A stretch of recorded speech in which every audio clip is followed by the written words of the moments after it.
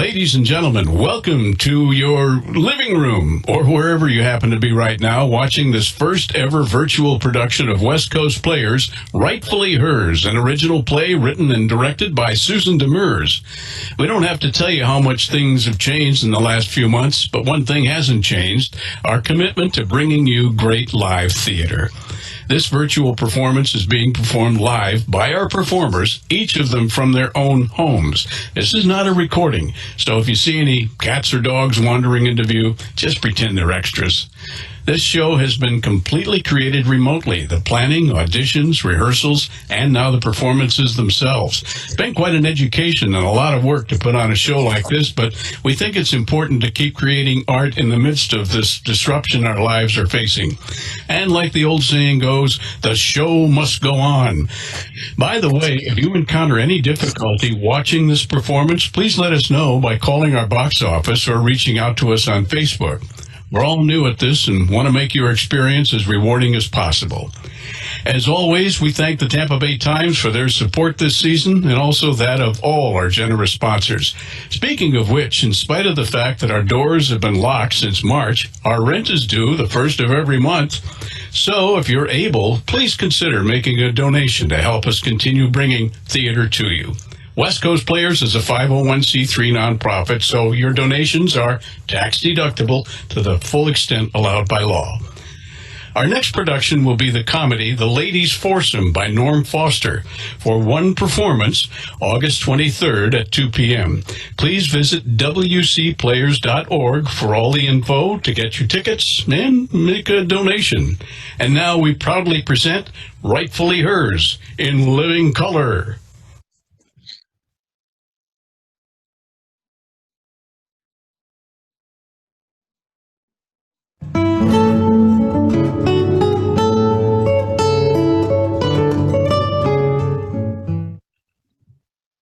By marriage, the husband and wife are one person in law. That is, the very being or legal existence of the woman is suspended during the marriage, or at least is incorporated and consolidated into that of the husband, under whose wing, protection, and cover she performs everything, and is therefore called in our law French a femme covert.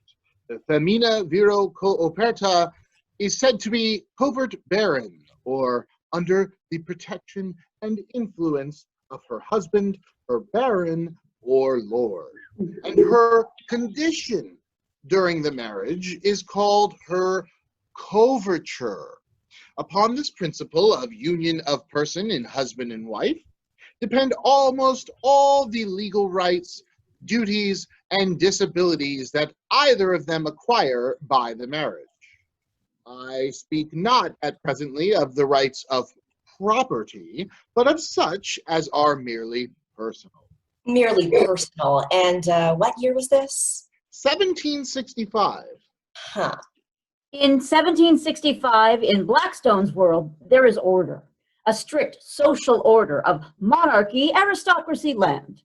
And in this order, women are firmly placed under the control first of their fathers and then later their husbands. If a woman was so unfortunate as to never marry, why, then she was passed along to brothers, uncles, cousins. And these were the privileged women, mind you. Yes, a well-ordered world is a fine thing. But in July of 1789, a group of not-so-privileged Frenchmen stormed an underutilized civic building in the heart of Paris. At the time, there were exactly 7 prisoners being held in the Bastille, but it stood as a symbol of the monarch's abuse of power. And that was the spark that lit the fuse of the French Revolution. Meanwhile, back in Great Britain, thinking men have to decide how they feel about such a challenge to order. Edmund Burke responds with an open letter, which becomes a best-selling pamphlet, Reflections on the Revolution in France. I do not like change. Well, who could blame him? Well, I could blame I him. rise to the defense of monarchy, of aristocracy, of property, of hereditary succession and the wisdom of ages. I do not like abstract thinking. Freedom and equality are different. Genuine equality must be judged by God. Liberty is a construct of the law and no excuse to do whatever one would like. When men play God presently, they act like devils. That was the opening salvo. What followed was 6 years of pamphlet wars.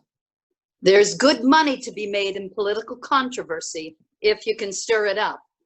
Known as the Revolution Controversy. The first response was an anonymous pamphlet called The Vindication of the Rights of Men, published just 6 weeks after Burke's reflection defended the aristocracy and the old order.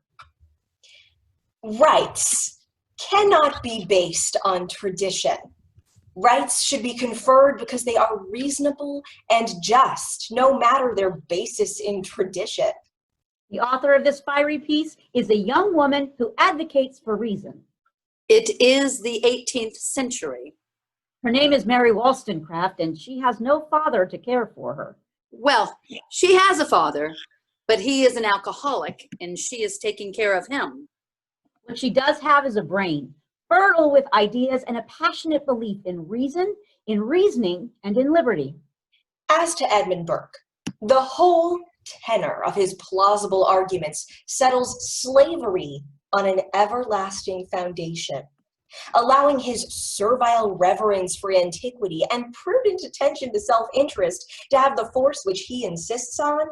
The slave trade ought never to be abolished. And because our ignorant forefathers, not understanding the native dignity of man, sanctioned a traffic that outrages every suggestion of reason and religion, we are to submit to the inhuman custom and term an atrocious insult to humanity the love of our country and a proper submission to the laws by which our property is secured. Security of property. Behold, in a few words, the definition of English liberty. And to this selfish principle, every nobler one is sacrificed. But another voice weighs in. Let us nurture and educate women, not to aspire to advantages which the Constitution denies them, but to know and appreciate those which it guarantees them. Guaranteed rights. Don't get excited. This is France in 1790. The speaker is Maurice Talleyrand.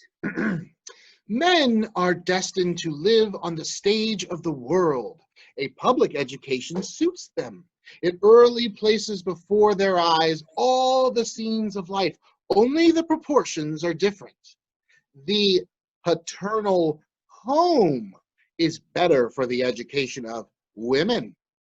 They have less need to learn to deal with the interests of others than to accustom themselves to a calm and secluded life. You can imagine how Mary Wollstonecraft felt about that. This time, her pamphlet is entitled A Vindication of the Rights of Women. Liberty is the mother of virtue.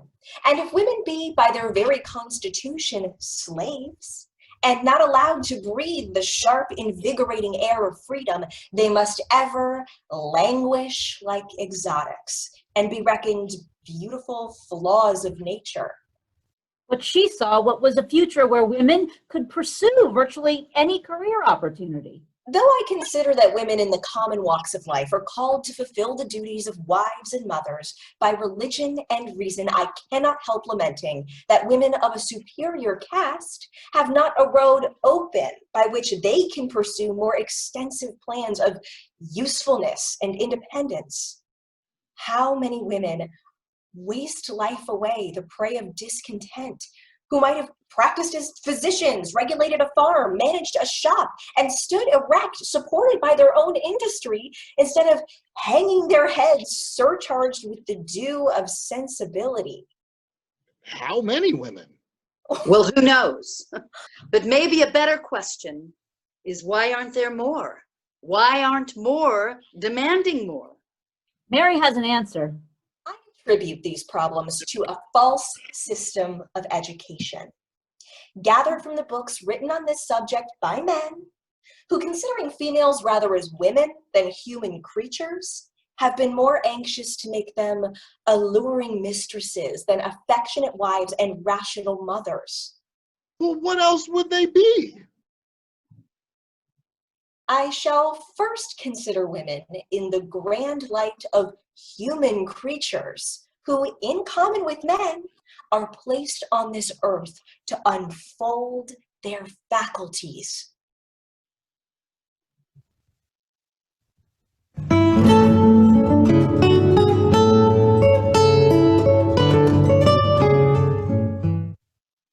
Meanwhile, on the other side of the Atlantic, The year is 1776. John Adams is in Philadelphia discussing inalienable rights. His wife Abigail reminds her husband, Remember the ladies. to which John Adams responds, "We know better than to repeal our masculine systems. Women have no need of political power. They sculpt the future by acting as a positive moral influence on husbands and raising virtuous sons." they did not remember the ladies. Women could not vote. Many men couldn't either. Well, right, in many states only property owners could vote. Which neatly avoided the question of women voting and their citizenship rights, since women could not legally own property. Oh, Remember Blackstone's coverture? Well, that delightful concept had made its way across the ocean, and the women of the new country were passed like their European counterparts from father to husband. you won't be surprised to learn that in the new United States, Mary Wollstonecraft had fellow thinkers, including the brilliant Margaret Fuller. We need to hear the excuses that men make to themselves for their worthlessness. I like this woman. Fuller was part of the American Transcendentalist movement. Amazingly, this woman was the editor of the Dial magazine, which operated as the journal for the entire Transcendentalist movement. Then the writers she published would gather in her parlor in Boston, fine-tuning their thoughts, which would then become their next article. In 1845, Fuller herself published an essay entitled Women in the 19th Century.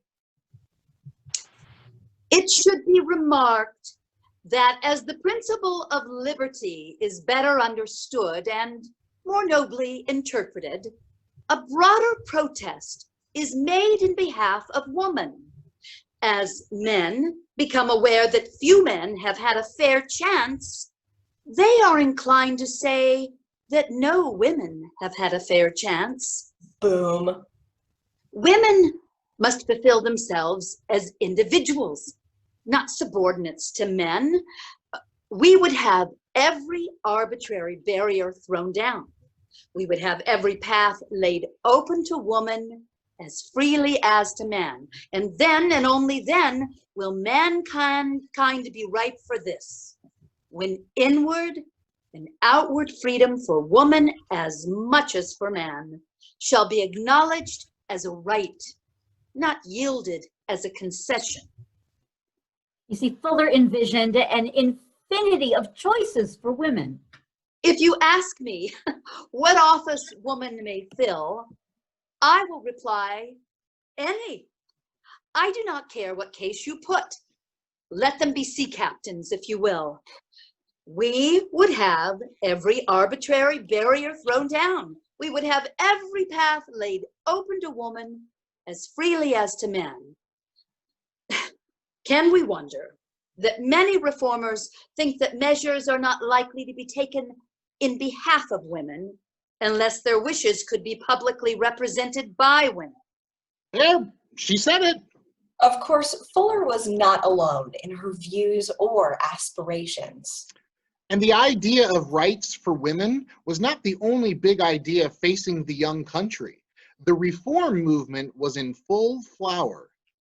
The idea of temperance was often promoted by the same groups promoting women's rights. Temperance? You mean like prohibition, no alcohol?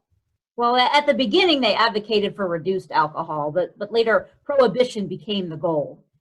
You see, as the new country became more and more prosperous, Americans moved from beer and hard cider to whiskey and rum. And rum was part and parcel of the slave trade. It was slave labor that made affordable rum available. And cheap hard liquor created alcoholics, or at least abusive drunks.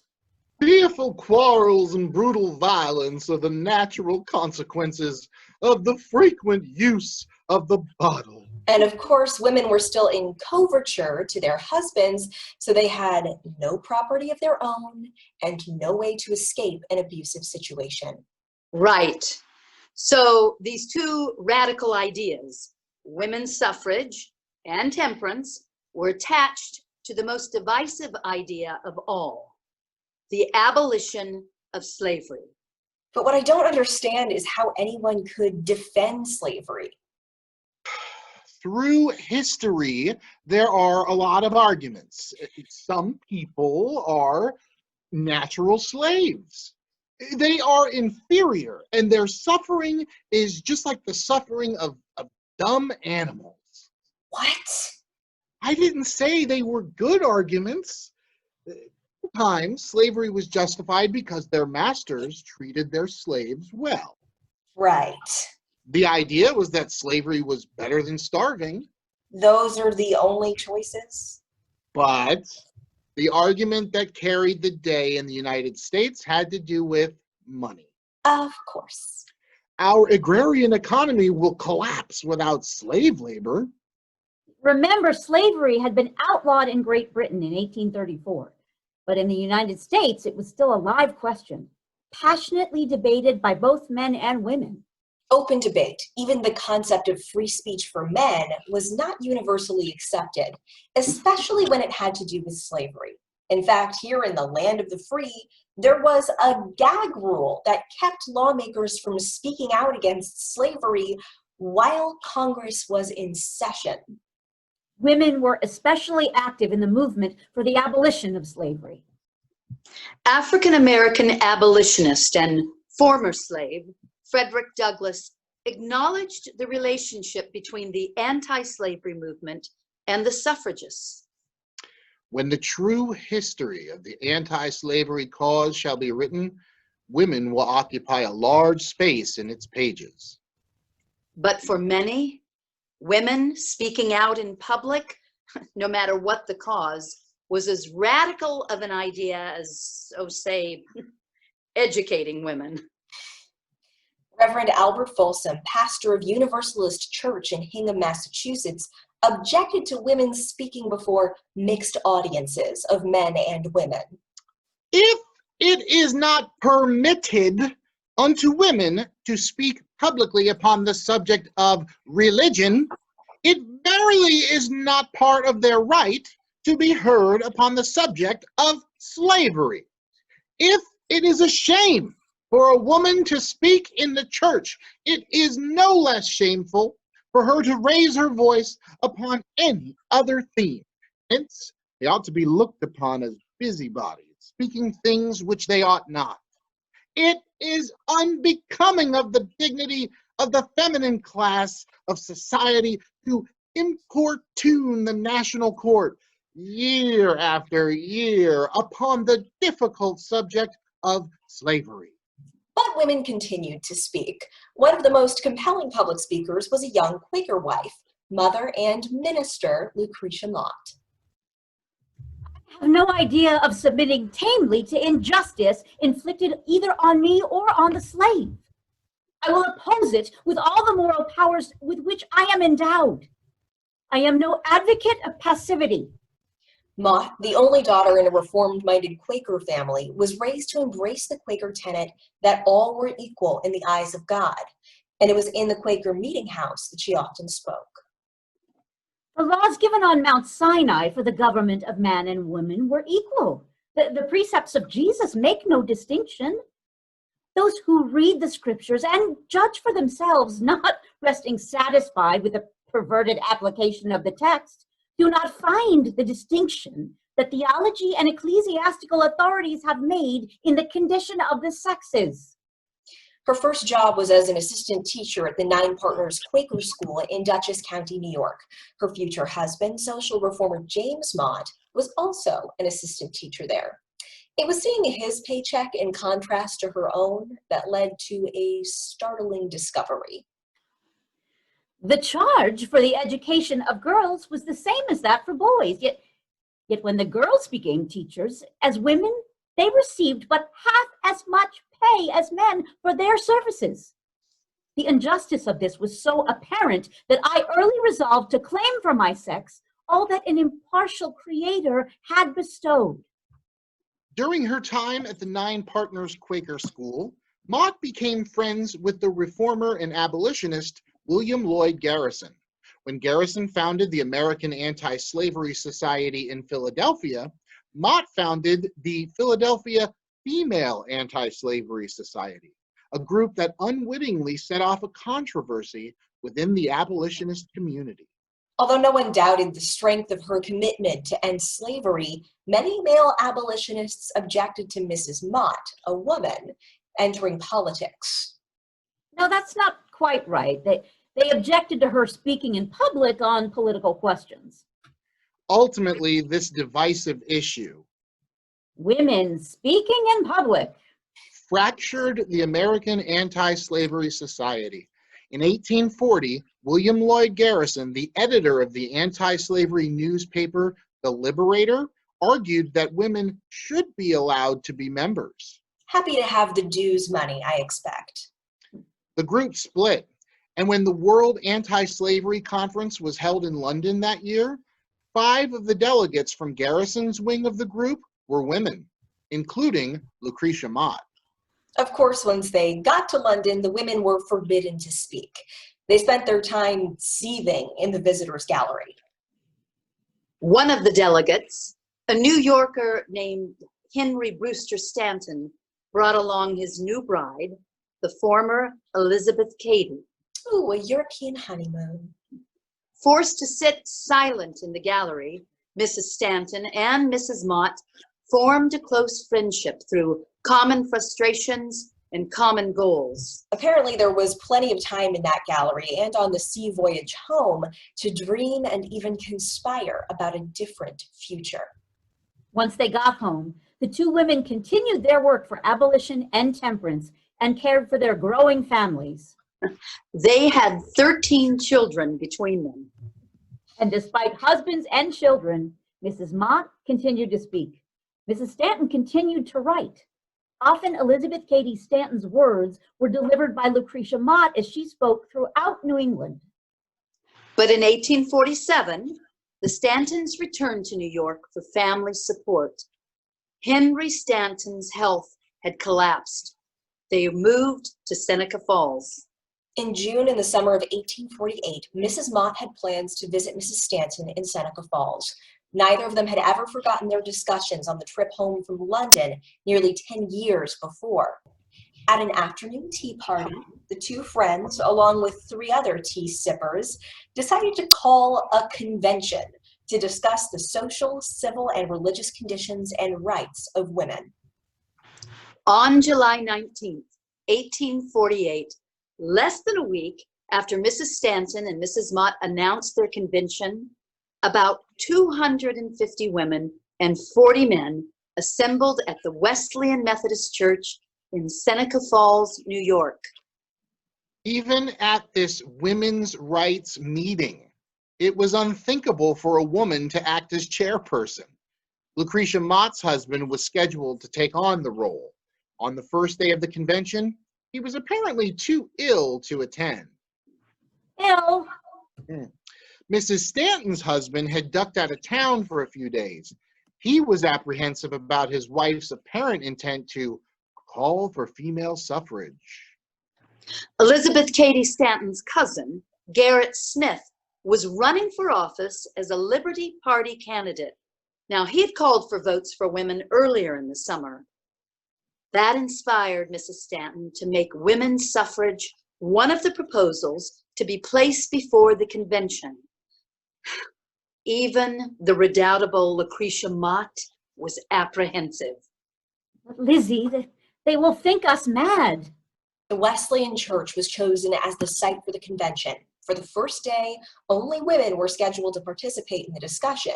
But when Stanton and Mott arrived, both women and men were waiting on the church steps. Unfortunately, no one had remembered to make arrangements for the building to be unlocked. With several hundred people milling around, Elizabeth Stanton solved the problem by lifting her 9-year-old nephew through the window and directing him to open the door.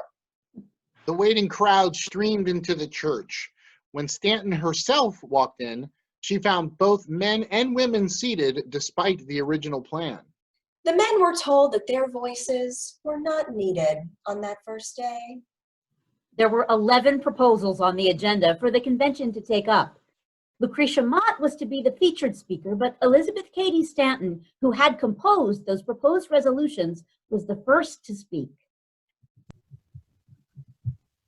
We are assembled to protest against a form of government existing without the consent of the governed, to declare our right to be free as man is free, to be represented in the government which we are taxed to support, to have such disgraceful laws as give man the powers to chastise and imprison his wife, to take the wages which she earns, the property which she inherits, and in case of separation, the children of her love, laws which make her the mere dependent upon his bounty.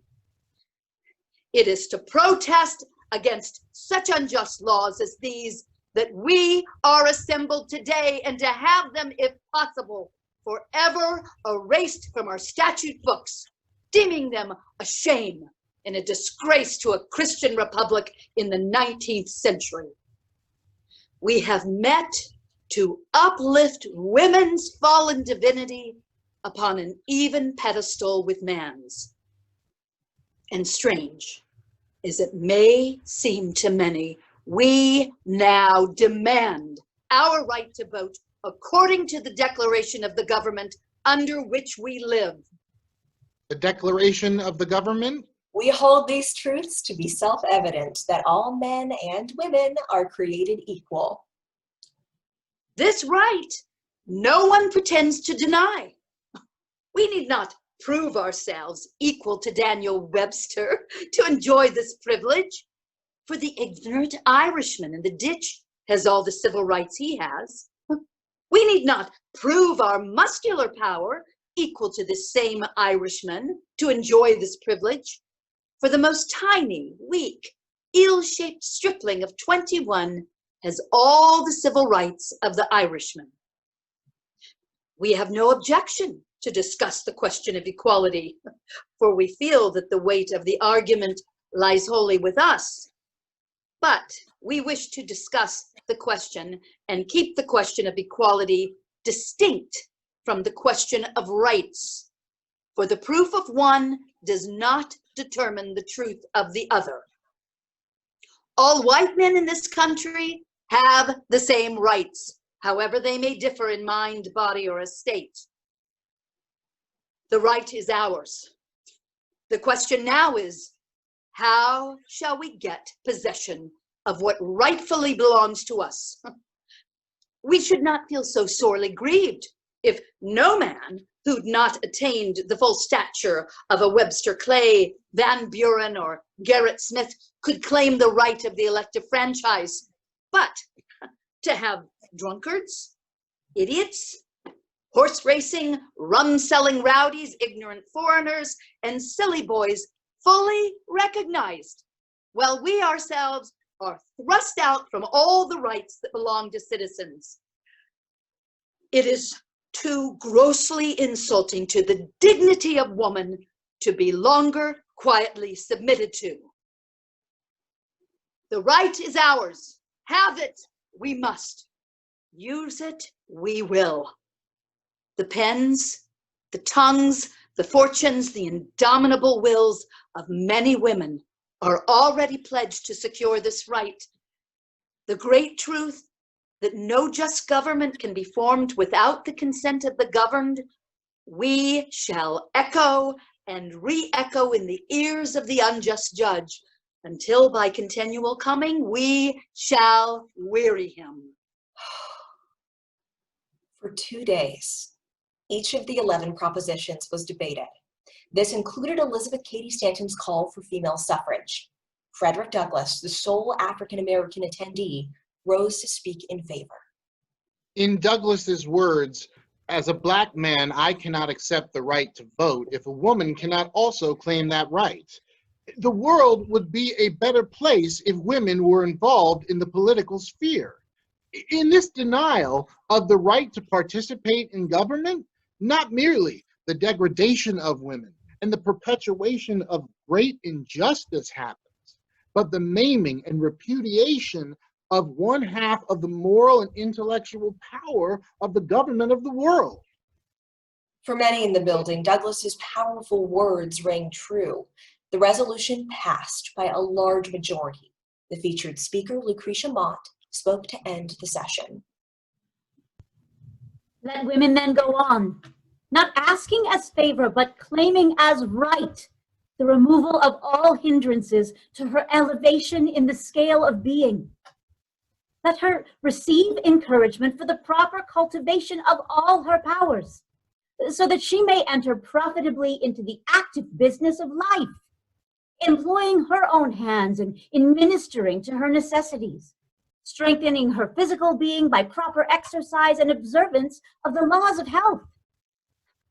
Let her not be ambitious to display a fair hand and to promenade the fashionable streets of our city, but rather coveting earnestly the best gifts. Let her strive to occupy such walks in society as will befit her true dignity in all the relations of life. No fear that she will transcend the proper limits of female delicacy. True modesty will be as fully preserved in acting out those important vocations to which she may feel called as in the nursery or the fireside ministering to man's self-indulgence. Then in the marriage union, the independence of the husband and wife will be equal, their dependence mutual, and their obligations reciprocal. In conclusion, let me say, credit not the old-fashioned absurdity that women's is a secondary lot, ministering to the necessities of her lord and master. It is a higher destiny I would award you.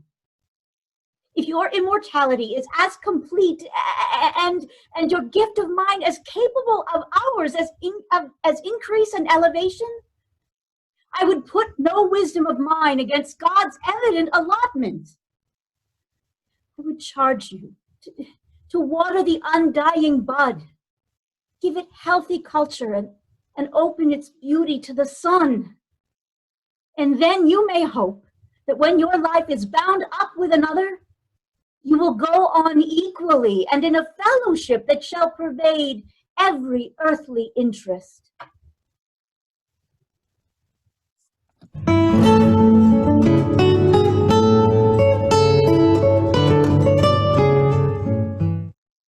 At least 32 men signed the Seneca Falls Declaration of Sentiments and Grievances.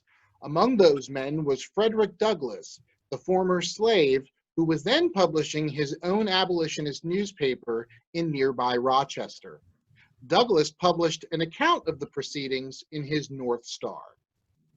His opinion as the editor of such a prominent newspaper carried weight, and he stated the position of the North Star explicitly. We hold woman to be justly entitled to all we claim for man. This letter, written a week after the convention, reaffirmed the first part of the paper's slogan, "Right is of no sex."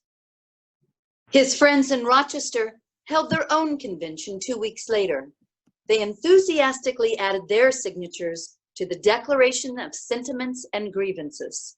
Douglass was a powerful writer as well as an inspirational speaker. His own personal experiences as a slave made him most effective in his ability to convey the evils of slavery and the value of freedom. Douglas had escaped from captivity working near the city of Baltimore. He dressed as a sailor and carried false paperwork identifying him as a free man. Then he simply got on the train and made his way to New York City. The entire escape took less than 24 hours. Douglas wrote of the experience, "I have often been asked how I felt when I first found myself on free soil, and my readers may share the same curiosity. There is scarcely anything in my experience about which I could not give a more satisfactory answer. A new world opened upon me. If life is more than breath, a quick round of blood, I lived more in one day than in a year of my slave life. It was a time of joyous excitement that words can but tamely describe. In a letter written to a friend soon after reaching New York, I said I felt as one might feel after escape from a den of hungry lions. Anguish and grief, like darkness and rain, may be depicted, but gladness and joy, like the rainbow, defy the skill of pen or pencil." He was an equally powerful orator. Douglas's frequent host on speaking and fundraising trips was a New York farmer by the name of Anthony. Farmer Anthony had been a Quaker minister until his congregation turned him out for renting the meeting house to a dancing school. Now, Mr. Anthony had a daughter, Susan, who was teaching school at the Kanajahara Academy. Susan Anthony was dismayed to learn that she did not receive pay equal to the male teachers who were doing the same work. Immediately upon this realization, she quit the job. That sounds familiar. She returned home to her father's farm. It was there that she met Frederick Douglass and William Lloyd Garrison. And encouraged by Douglass and Garrison, she worked for abolition. She was also the organizer and president of the Daughters of Temperance. Temperance again. Quaker meetings in towns all across New York invited her to speak. She arrived at the New York State Convention for the Sons of Temperance, expecting to speak. She was stopped as she approached the podium. Because she was a woman. In that same year, a petition for prohibition had been presented to the New York State Legislature. The legislators, all men, refused to consider it because the majority of the 28,000 plus signatures were those of women and children. Which sort of makes sense, since women and children were the victims of the alcohol-induced violence that the temperance reformers were trying to prevent. From that point on, Susan B. Anthony vowed to work for equal rights for women in all things. She never worked at a regular job again, making her entire income from public speaking. Oh, the irony. In 1856, Anthony became an agent for the American Anti-Slavery Society. As an agent, she would arrange meetings, make speeches, put up posters, and distribute leaflets. And as she did so, she encountered hostile mobs, armed threats, and had things thrown at her. She was hung in effigy. In Syracuse, her image was dragged through the streets. Susan B. Anthony was both famous and infamous. In 1863, Susan B. Anthony and Elizabeth Cady Stanton organized a Women's National Loyal League to support and petition for the 13th Amendment outlawing slavery. They went on to campaign for full citizenship for women and people of any race, including the right to vote in the 14th and 15th Amendments. But after all of their dedication and devotion, they were bitterly disappointed and disillusioned when women were excluded. I urge a 16th Amendment because manhood suffrage, or man's government, is civil, religious, and social disorganization. The male element is a destructive force, stern, selfish, aggrandizing, loving war, violence, conquest, acquisition, breeding in the material and moral world alike discord, disorder, disease, and death. See what a record of blood and cruelty the pages of history reveal. Through what slavery, slaughter, and sacrifice, through what inquisitions and imprisonments, pains and persecutions, black codes and gloomy creeds, the soul of humanity has struggled for the centuries. While mercy has veiled her face, and all hearts have been dead alike to love and hope. In 1866, Anthony and Stanton founded the American Equal Rights Association, and in 1868, they started publishing the newspaper The Revolution in Rochester. The masthead read, "Men their rights and nothing more, women their rights and nothing less." Their aim? Justice for all.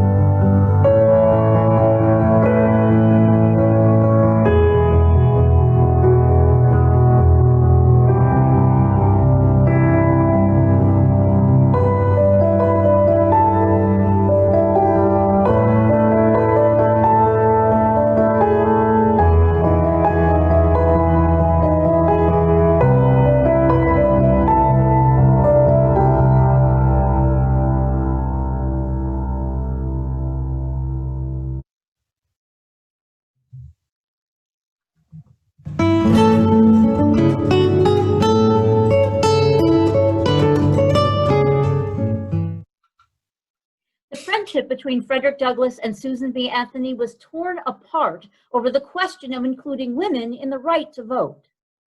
Douglass was convinced that if women were included, the amendment would fail. He had a point.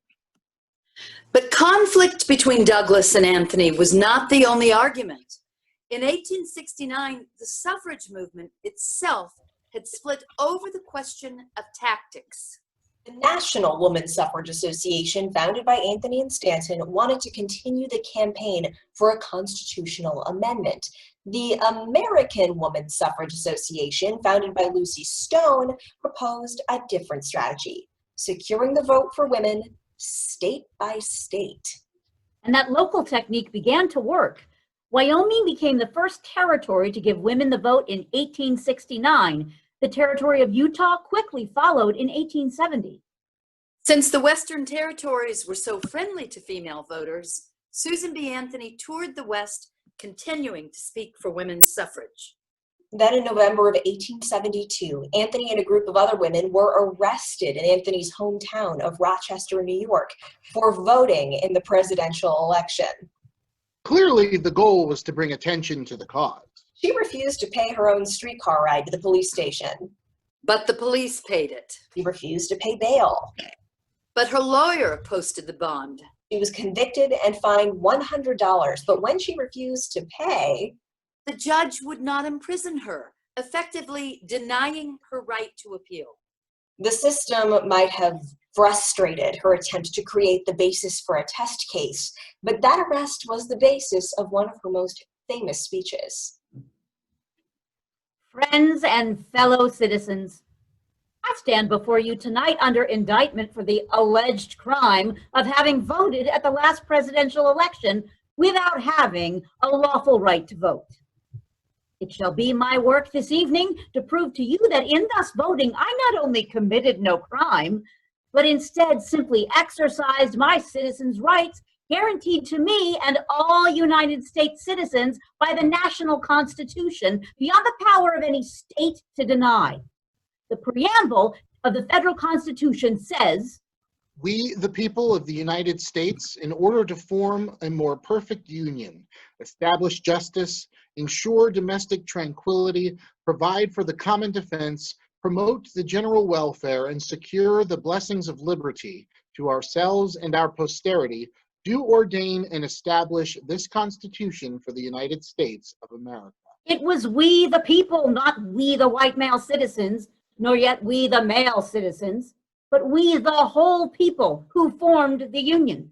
And we formed it not to give the blessings of liberty, but to secure them, not to the half of ourselves and the half of our posterity, but to the whole people, women as well as men.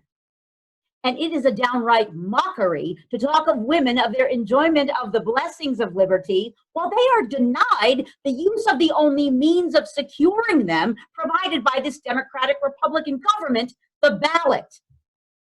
For any state to make sex a qualification that must ever result in the disenfranchisement of one entire half of the people is to pass a bill of attainder or an ex post facto law, and is therefore a violation of the supreme law of the land. By it, the blessings of liberty are forever withheld from women and their female posterity. To them, this government has no just power derived from the consent of the governed. To them, this government is not a democracy.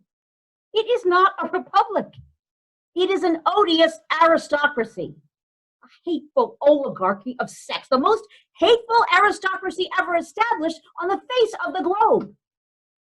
An oligarchy of wealth where the rich govern the poor, an oligarchy of learning where the educated govern the ignorant, or even an oligarchy of race where the Saxon rules the African might be endured.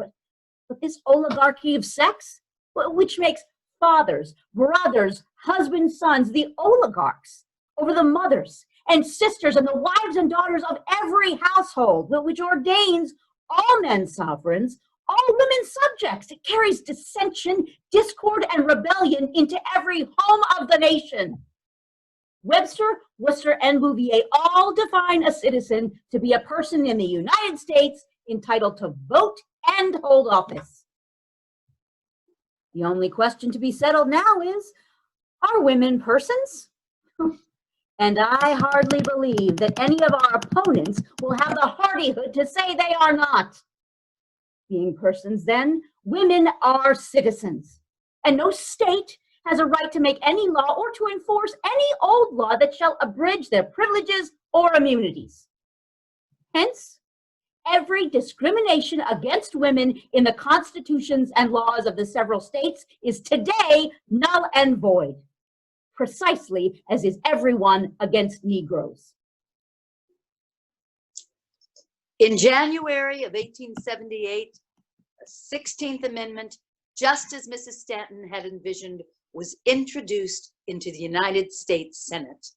Senator Aaron Sargent from California introduced Senate Resolution 12, also known as the Susan B. Anthony Amendment. By June of 1878, the Committee on Privileges and Elections had reviewed 30,000 petitions requesting a woman's suffrage amendment. Their recommendation? That consideration of the issue be indefinitely postponed. In June of 1882, a Senate committee submitted a report which recommended that the entire body again take up a woman's suffrage amendment. 5 years later, a vote was actually taken. The amendment was defeated 16 to 34.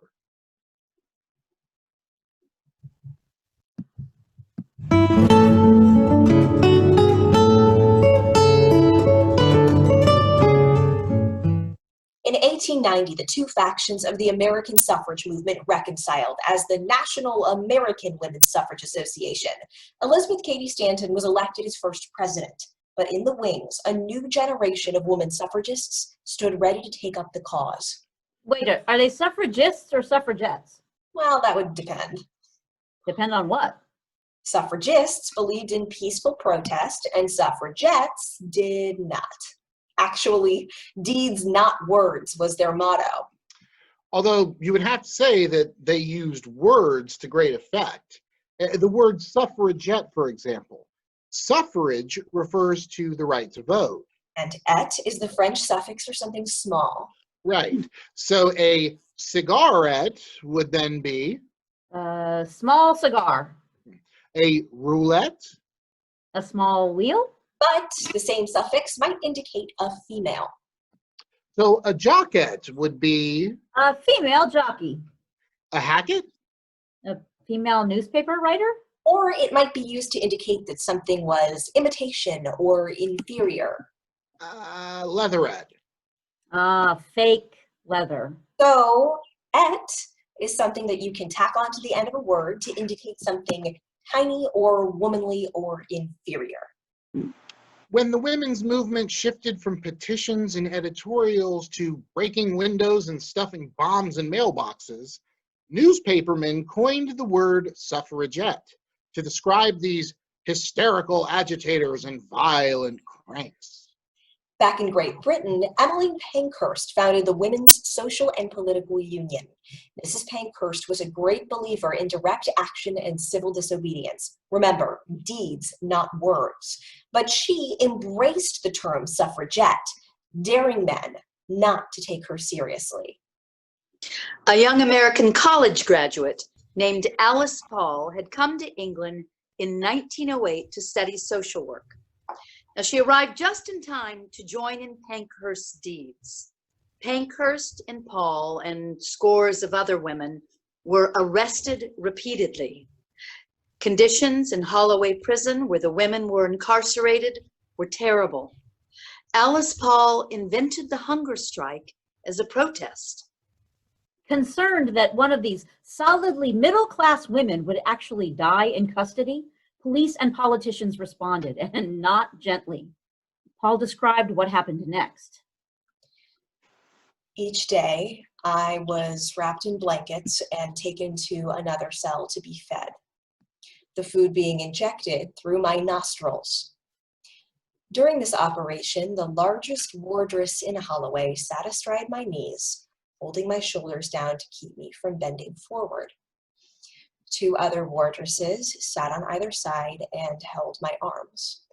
Then a towel was placed around my throat, and one doctor from behind forced my head back, while another doctor put a tube in my nostril.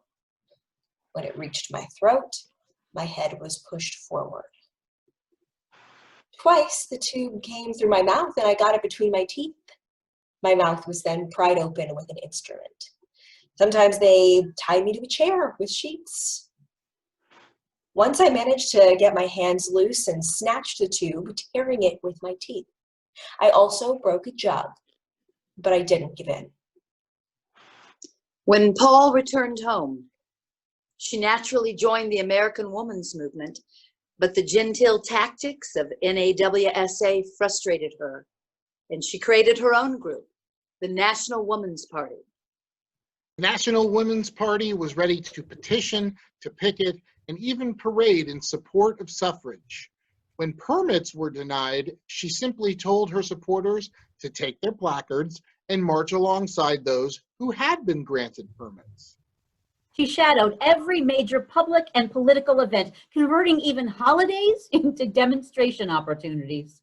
Her first and the largest was a parade in support of suffrage held in Washington, D.C. on March 3, 1913, the day before President-elect Woodrow Wilson's inauguration.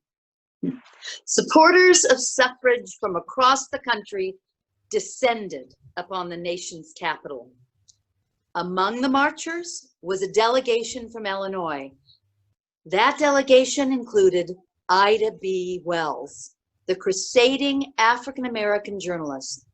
Wells had written persuasively about lynching in the South, exposing it as an intimidation tactic and not the local justice practitioners had claimed it to be.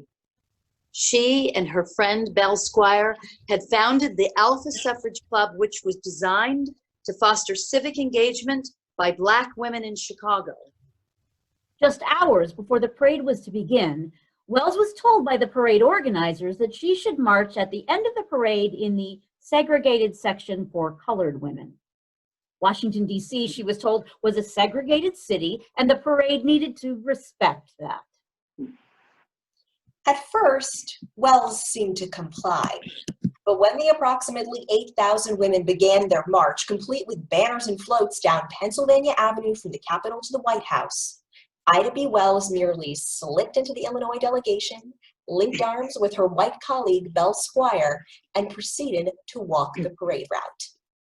An estimated 500,000 spectators watched, supported, and harassed the marchers. For many, the 1913 parade marked the beginning of a new chapter in the women's suffrage movement. For Ida B. Wells, it was yet another opportunity to live her own personal motto. One had better die fighting against injustice than die like a dog or a rat in a trap. In March of 1914, a second Senate vote on suffrage was held. This time, the vote was 35 to 34 for the Susan B. Anthony Amendment, 11 votes shy of the required 2/3 majority. On March 17th, Paul and other suffragists met with Wilson, who said it was not yet time for an amendment to the Constitution. On April 7th, Paul organized a demonstration and founded her new group, the Congressional Union for Women's Suffrage, to focus specifically on lobbying Congress. Not to be outdone, the National American Women's Suffrage Association responds by holding the first of its annual Women's Suffrage Days. Although Susan B. Anthony had died in 1906, the Susan B. Anthony Amendment stayed in the public eye. Belle La Follette, the wife of Wisconsin Senator Robert La Follette, was sworn in and testified before the Senate. America is a country of, by, and for the people. Are not women people?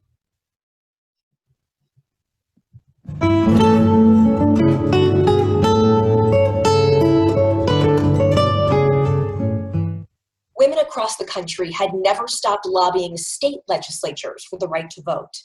By 1916, women could vote in 12 Western states. The local approach had seemed to work, but then it stalled. In January of 1917, Woodrow Wilson was inaugurated for a second term.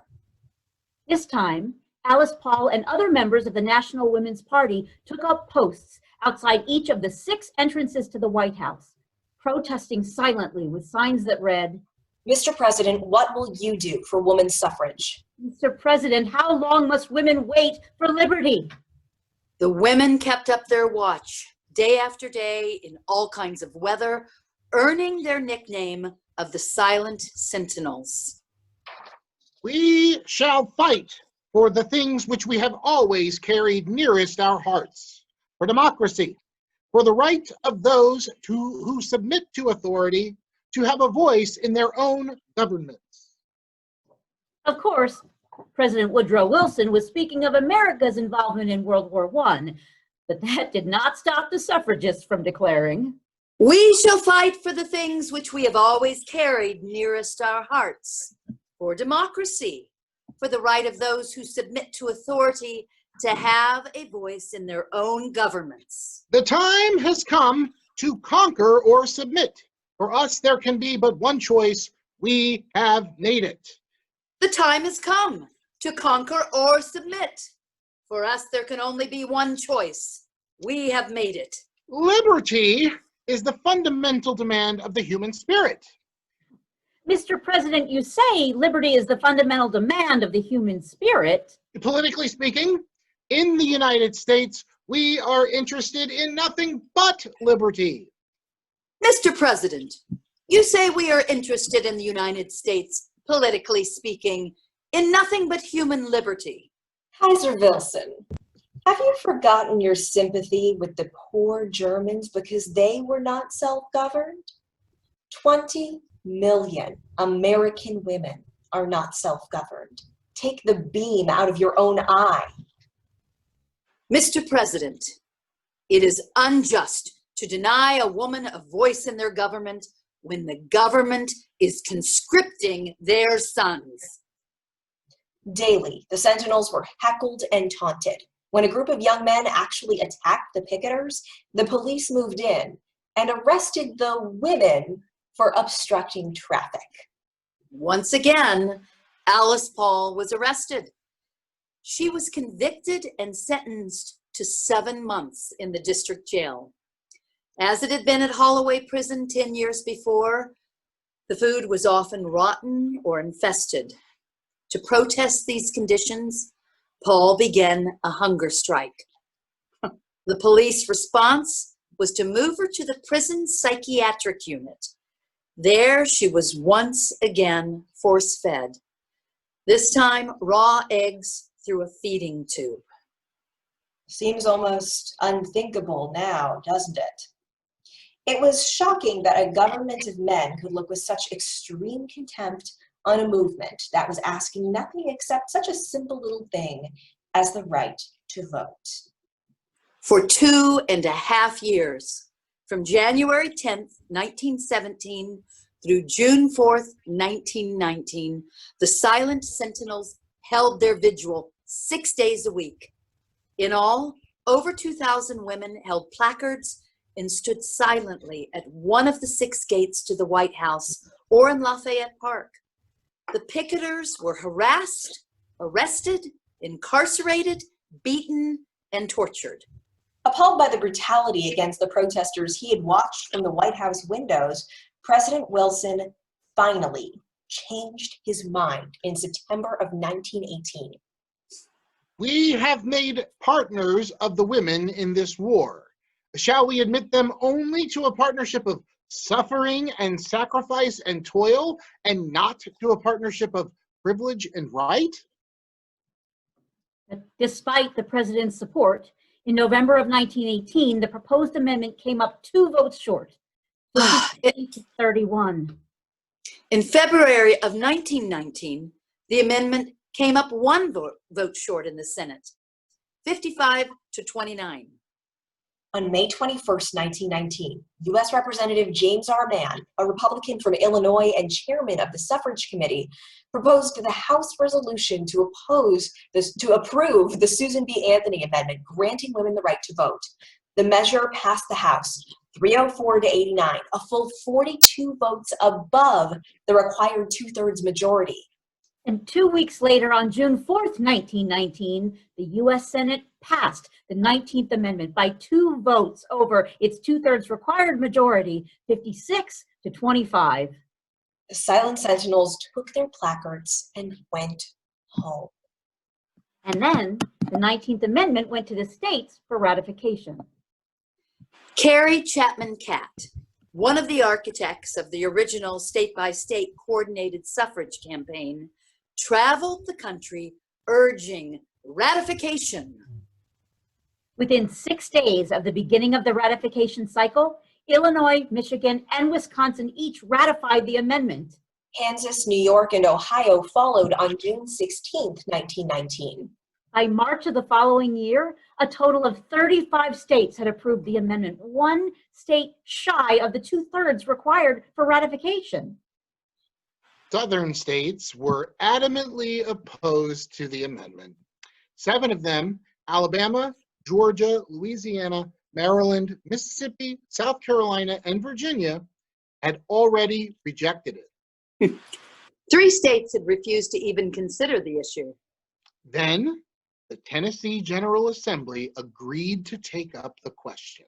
Proponents and opponents of women's suffrage walked the halls of the state capitol distributing roses, yellow for the pros and red for the antis. Tennessee state legislators were split 48-48.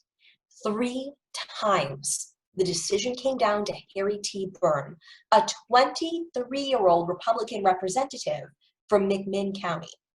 Twice he moved to have the matter tabled. Now, originally, Byrne was for the amendment, but when party regulars told him that his constituents were overwhelmingly against it, he changed his vote. Then he got a letter from his mother. Dear son, hooray, and vote for suffrage, and don't keep them in doubt.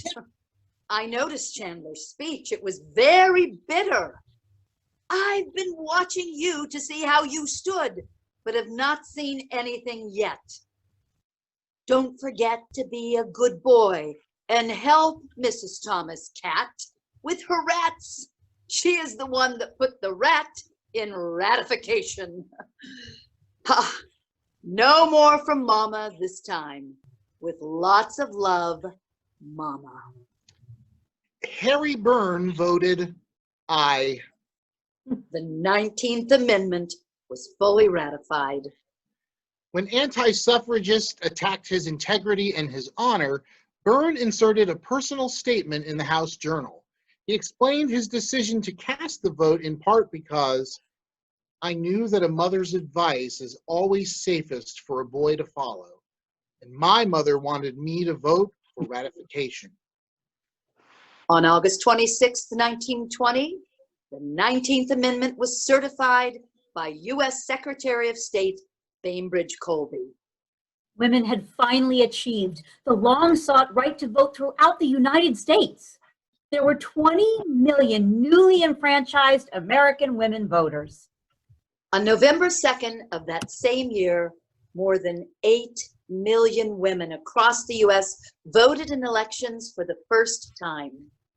Black women, like black men, had to wait until the passage of the Voting Rights Act in 1965 before they had the opportunity to vote without obstruction. It took the remaining 12 states over 60 years to ratify the 19th Amendment. Mississippi was the last to do so on March 22nd, 1984. The right of citizens of the United States to vote shall not be denied or abridged by the United States or by any state on account of sex. Congress shall have the power to enforce this article by appropriate legislation. On August 26, 1920, Carrie Chapman Catt, twice president of the National American Woman Suffrage Association and the first president of the League of Women Voters, celebrated the victory with these words. The vote is the emblem of your equality, women of America, the guarantee of your liberty. That vote of yours has cost millions of dollars and the lives of thousands of women. Money to carry on this work has been given usually as a sacrifice, and thousands of women have gone without things they wanted and could have had in order that they might help get the vote for you. Women have suffered agony of soul which you can never comprehend, that you and your daughters might inherit political freedom. That vote has been costly. Prize it. The vote is a power, a weapon of offense and defense, a prayer.